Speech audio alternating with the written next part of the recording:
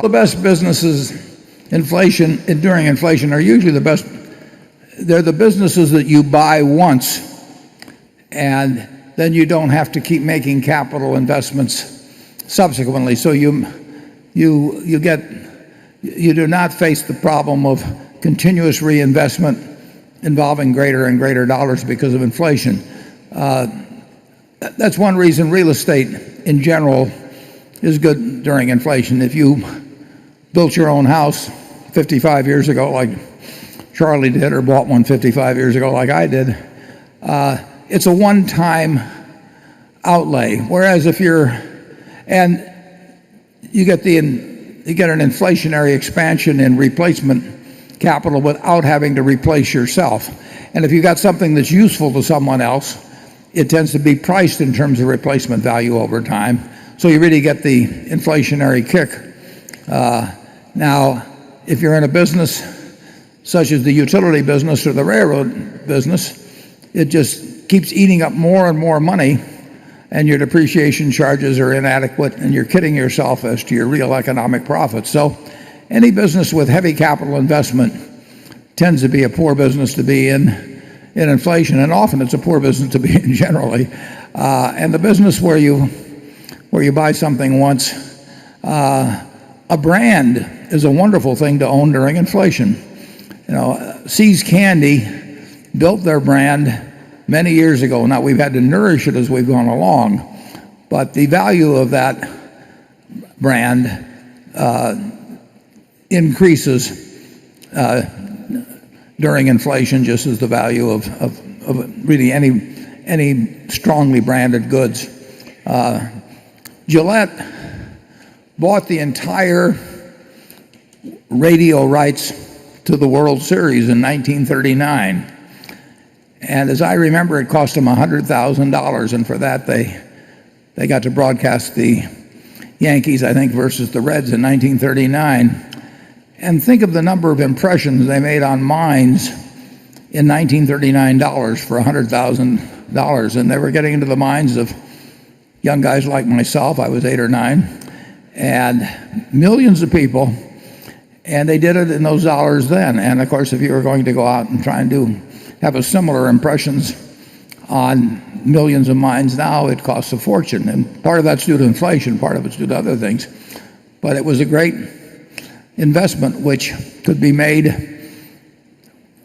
in 1939 that paid off in terms of selling razors and blades in 1960 and 1970 and 1980 so that's the kind of business you want to own. Charlie? Well, yeah, but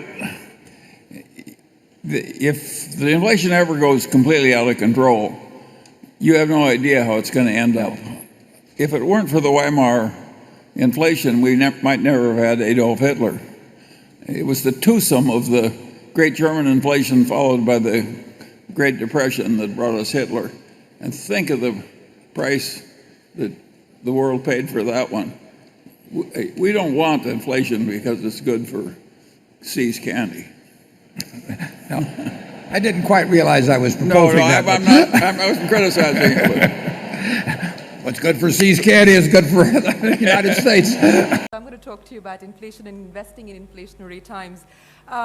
The best case scenario for inflation in India next year is projected about between 5 and 6%. We're going to end this fiscal, that's 31st March, at about 8%. I know you've often said that inflation swindles the equity investor, and it is perhaps the best alternative amongst other alternatives as a hedge against inflation. But given the fact that we're dealing with fairly high levels of inflation in India, what would your advice be to people who are investing? What should they change? What should they do? Yeah, well, inflation, Keynes said it many years ago that it's an invisible tax that only one man in a million really understands, and it's a tax on people that have had faith in their currency that the government's issued.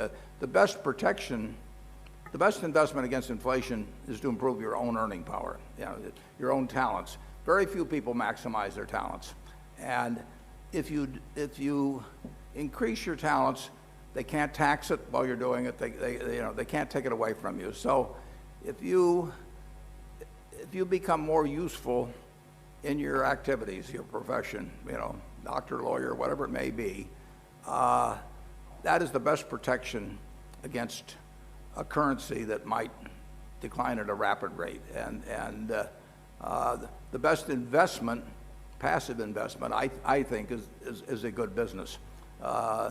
If you own an interest in a good business, you're very likely to maintain purchasing power no matter what happens to the currency. But it's interesting. In the United States, the value of the dollar since I was born has declined by 94% to 6 cents. So inflation is a very cruel tax on people who believe in fixed dollars, but things can work out pretty well even during inflationary times. I mean, if somebody told me when I was born, that the dollar bill is going to go to 6 cents, I might have said, let me go back. I'm not interested in emerging into that kind of a world. But actually, it's worked out pretty well, so I have no complaints. Okay, with those modest statements, we'll move on to Becky. This question comes from Mark Jordan in Charleston, South Carolina. He writes, in a period of high inflation, which particular businesses owned by Berkshire Hathaway will perform the best, and which will perform the worst, and why? Well, the businesses that will perform the best are the ones that require little capital investment to facilitate inflationary growth and that have strong positions that allow them to increase prices with inflation. And we have a candy business, for example, and the value of the dollar since we bought that candy business has probably fallen at least 85%, I would say, 80 to 85%. And that candy business sells 75% more pounds of candy than it did when we bought it, but it has 10 times the revenues, and it doesn't take a lot more capital. So that kind of a business, any business that has enough freedom to price to offset inflation and doesn't require commensurate investment or huge investment to support it, will do well. Businesses like our utilities, which get, in effect, a bond-like return, but require, if you're going to build a generating plant, it costs twice as much per kilowatt hour of capacity, and all you're going to get is a fixed return, and yields on bonds go up, perhaps dramatically if you get high inflation, is not going to do that well in an inflationary period, just because it has certain aspects of a bond-like investment, and bonds generally are not going to do well in inflation. Charlie? Well, but like our insurance operations,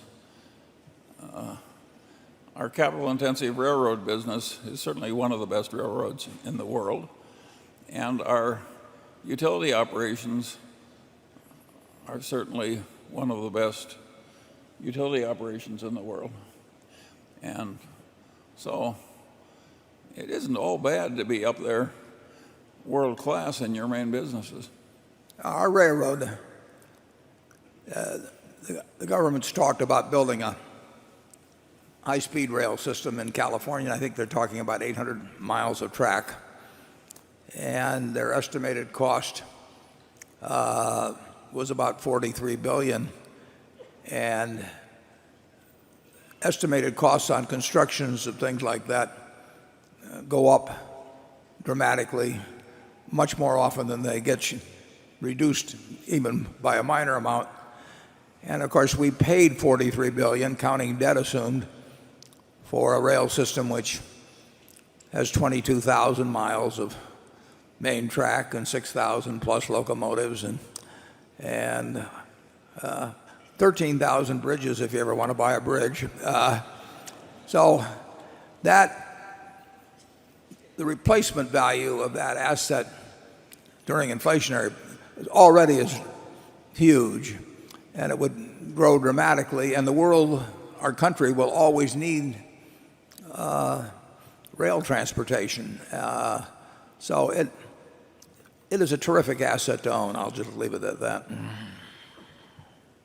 I mean, the one thing I can tell you very few things for sure in economics. One thing I can guarantee you is that the value of the dollar will be less 10, 20, 50 years from now than it is now. I mean, there's no question about that. So it's So what are you doing to hedge your bets I just own good businesses. that pay dividends? Well, they don't have to pay dividends necessarily. I mean, if we own Marmon, we've owned that now for 3 or 4 years. It doesn't pay a dividend, but it goes out and builds the businesses it has, and it acquires new businesses. And you've got a few choices. You can go with fixed dollars one way or another, your money market funds, bonds, or anything else. That's guaranteed to not work. It's so funny. I mean, it is funny for the people to do it, but when you put your money in something that's supposedly safe, if you put your money in a money market fund or treasury bills now, that is guaranteed to go south. You can buy farms, you can buy apartment houses, duplexes, various kinds of real estate, or you can buy good businesses, or you can buy little pieces of good businesses. Now, among that choice, good businesses are the cheapest by some margin. Okay, so does that give you an outlook for the stock market over the next 10 years? If you know the dollar, okay. Yeah, 10 years from now, it'll be a lot higher. I just don't know about 10 months from now. Okay. But Are you putting targets? we have spent in the first 9 months of the year, we spent $9 billion buying a new business, Lubrizol. We spent $1 billion on tuck-in acquisitions for our various businesses. We are going to have over $7 billion spent on plant and equipment, a record for us. 90% of it will be in the United States, almost double our depreciation. And we have bought $15 billion of marketable securities. I'm for buying good businesses, whether we buy them in their entirety or little pieces of them. I think, is it fair to say you're bullish on America, both from a philosophical and an investment point of view? Sure. I mean, I love owning businesses.